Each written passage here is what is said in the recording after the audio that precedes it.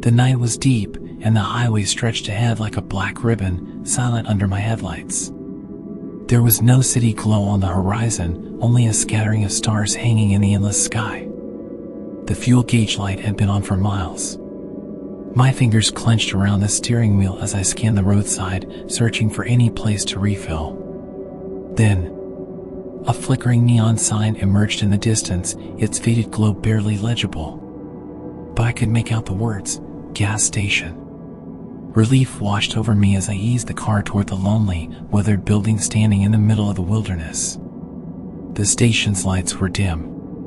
The exterior walls were scarred by years of exposure to the elements, the glass windows coated in dust. Inside, the convenience store looked abandoned, shelves sparsely stocked with items that seemed like they had been sitting there for decades. I pulled in, set the parking brake. The fuel gauge needle was nearly empty. If I didn't stop here, I'd be stranded in the middle of nowhere. Stepping out of the car, a sharp gust of wind cut through my jacket. Everything was too quiet. Unnaturally quiet. The kind of silence that made your ears ring. I glanced around. No other customers. No other cars. Just the open road behind me, stretching endlessly into the darkness like the mouth of some dead tunnel. The convenience store's automatic doors slid open with a mechanical chime, ding-dong, the sound stark and out of place in the empty night. I stepped inside. The air was thick with the musty scent of dust and gasoline. The fluorescent lights overhead flickered weakly, their dull hum the only sound breaking the stillness. Behind the counter stood an old man. His lips curled into a strange, frozen smile, not one that reached his eyes. Not even a real expression. It was the kind of smile you'd see on a mannequin left too long in a storefront window. "Welcome, sir." Then, after the briefest pause, "Oh, and one more thing. No matter what you hear, don't answer the phone." A shiver crept up my spine. I glanced around, suddenly uneasy. The shelves were coated in dust, untouched for who knows how long. Behind the counter sat an old rotary phone, its black receiver resting in place as if it hadn't been touched in years.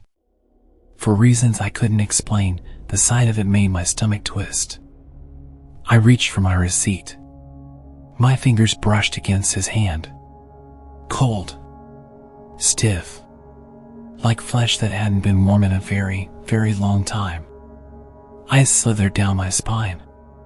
My heartbeat quickened, instinct screaming at me that something wasn't right. But I forced myself to stay calm, muttered a quick thanks, took my change, and turned to leave.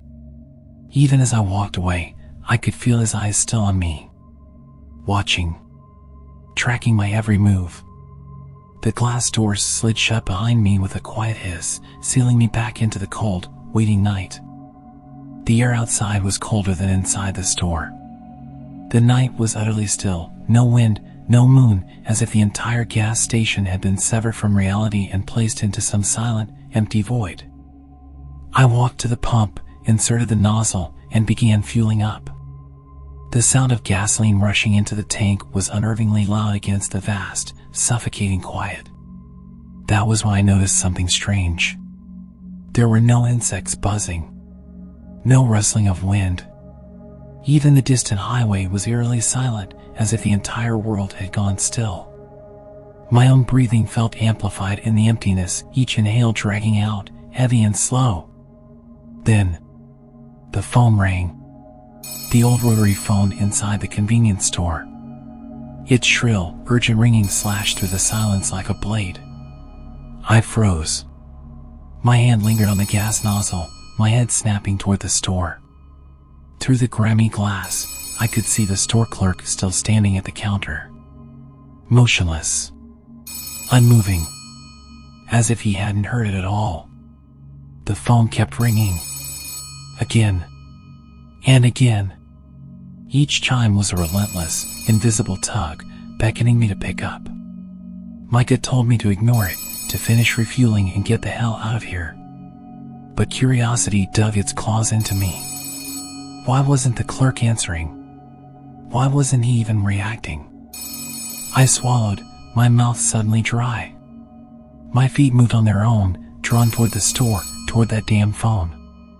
The moment I stepped through the door, the ringing became sharper, more insistent.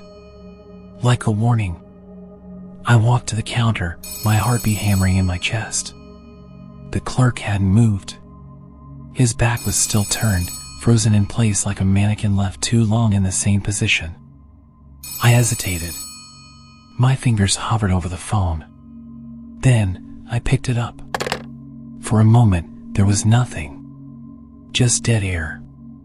Then, breathing. Fast, ragged, urgent. My breath hitched. My pulse slammed against my ribs. And then, I heard my own voice. Don't stop. Get out of the gas station, now. Ice shot through my veins. The phone nearly slipped from my grasp. That voice. It was me. My exact voice. Desperate. Terrified. Saying words I had never spoken. Something inside me snapped. I stumbled backward, my throat locking up with pure, wordless terror. My mind screamed for me to run, to get out now. But before I could move, the clerk was behind me. Close. Too close. I hadn't heard him move. Hadn't heard a single step. And yet, he was there. His face was inches from mine. His lips curled into that same, unnatural smile, one that stretched just a little too wide. His eyes. They were not human. The air felt thick, frozen in time. I stood rigid, barely breathing, barely blinking. The store clerk, no, that thing, was right behind me, his twisted smile stretching just a little too wide, as if he were mimicking a human expression without truly understanding it. His eyes. Empty. Hollow, like a dried-up well, bottomless and impossible to look into without feeling something pull at me from within. My fingers were still wrapped around the phone receiver. But the voice on the other end was gone. The line was dead. And yet, the silence pressing down on me was so much worse. The fluorescent lights above flickered violently, casting warped shadows across the store. The only sound left was the slow, rhythmic ticking of the wall clock.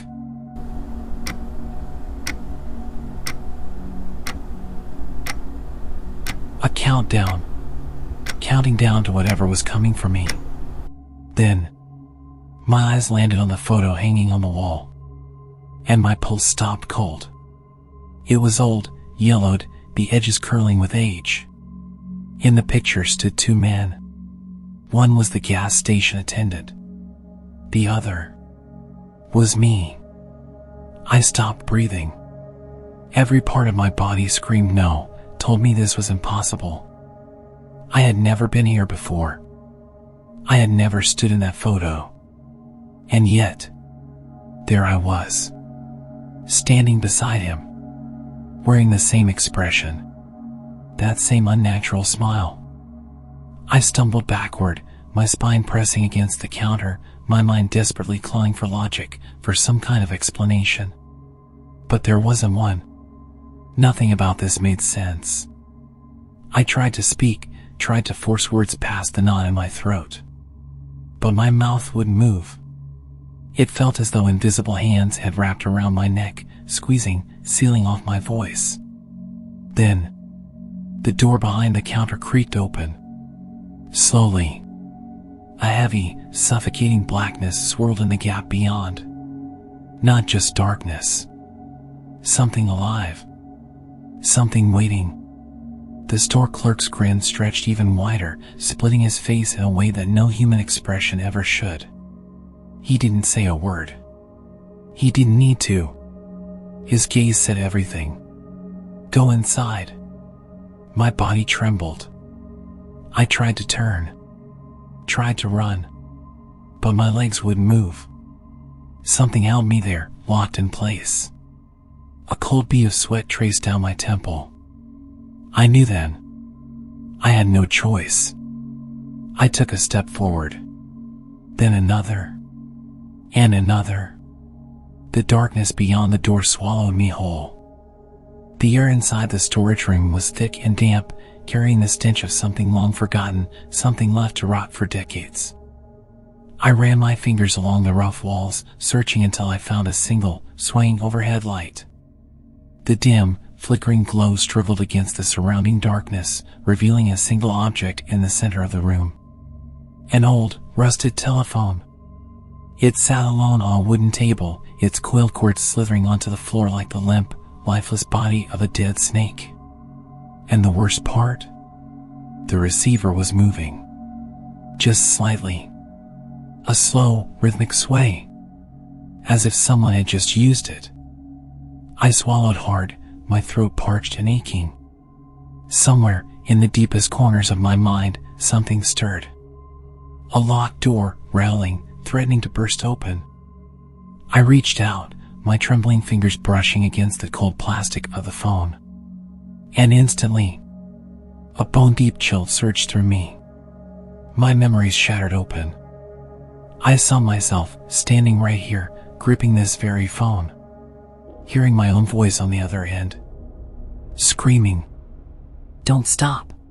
Get out of the gas station, now. I had done this before. I had answered this call before. And now, I was back at the beginning.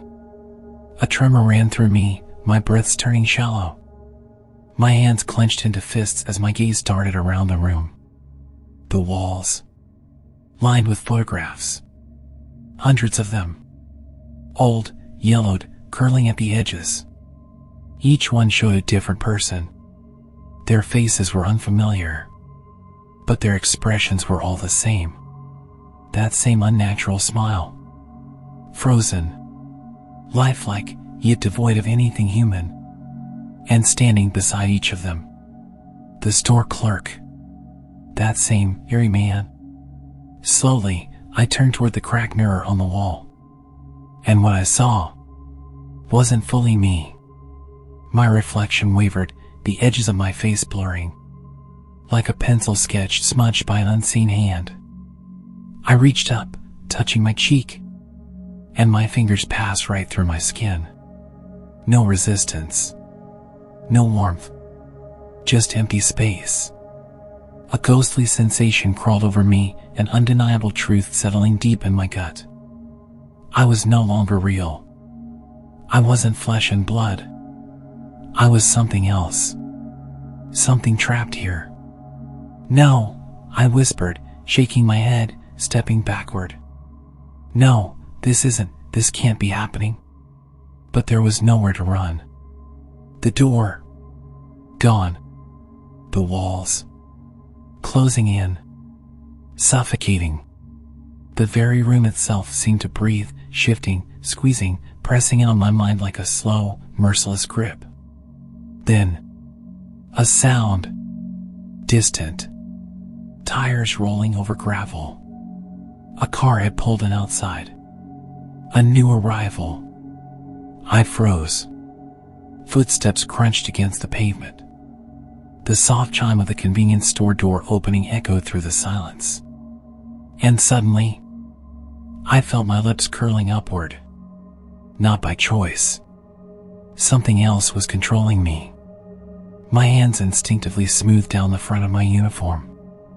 A uniform I hadn't been wearing before.